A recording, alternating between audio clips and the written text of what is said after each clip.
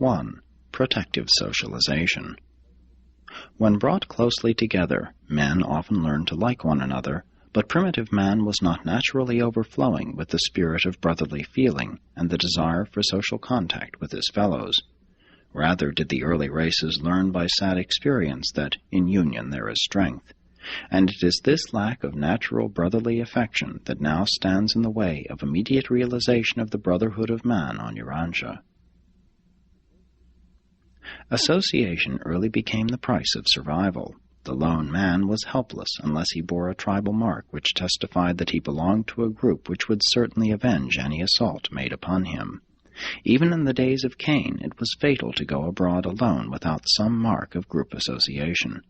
Civilization has become man's insurance against violent death, while the premiums are paid by submission to society's numerous law demands. Primitive society was thus founded on the reciprocity of necessity and on the enhanced safety of association, and human society has evolved in age-long cycles as a result of this isolation fear and by means of reluctant cooperation. Primitive human beings early learned that groups are vastly greater and stronger than the mere sum of their individual units. 100 men united and working in unison can move a great stone. A score of well-trained guardians of the peace can restrain an angry mob. And so society was born not of mere association of numbers, but rather as a result of the organization of intelligent cooperators. But cooperation is not a natural trait of man. He learns to cooperate first through fear, and then later because he discovers it is most beneficial in meeting the difficulties of time and guarding against the supposed perils of eternity. The peoples who thus early organized themselves into a primitive society became more successful in their attacks on nature as well as in defense against their fellows. They possessed greater survival possibilities. Hence has civilization steadily progressed on Urantia, notwithstanding its many setbacks.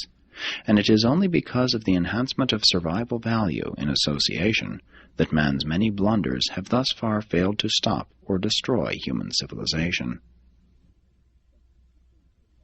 That contemporary cultural society is a rather recent phenomenon is well shown by the present-day survival of such primitive social conditions as characterize the Australian natives and the Bushmen and Pygmies of Africa. Among these backward peoples may be observed something of the early group hostility, personal suspicion, and other highly antisocial traits which were so characteristic of all primitive races. These miserable remnants of the non-social peoples of ancient times bear eloquent testimony to the fact that the natural individualistic tendency of man cannot successfully compete with the more potent and powerful organizations and associations of social progression. These backward and suspicious antisocial races that speak a different dialect every 40 or 50 miles illustrate what a world you might now be living in, but for the combined teaching of the corporeal staff of the planetary prince and the later labors of the Adamic group of racial uplifters. The modern phrase, back to nature, is a delusion of ignorance, a belief in the reality of the one-time fictitious Golden Age. The only basis for the legend of the Golden Age is the historic fact of Dalmatia and Eden, but these improved societies were far from the realization of utopian dreams.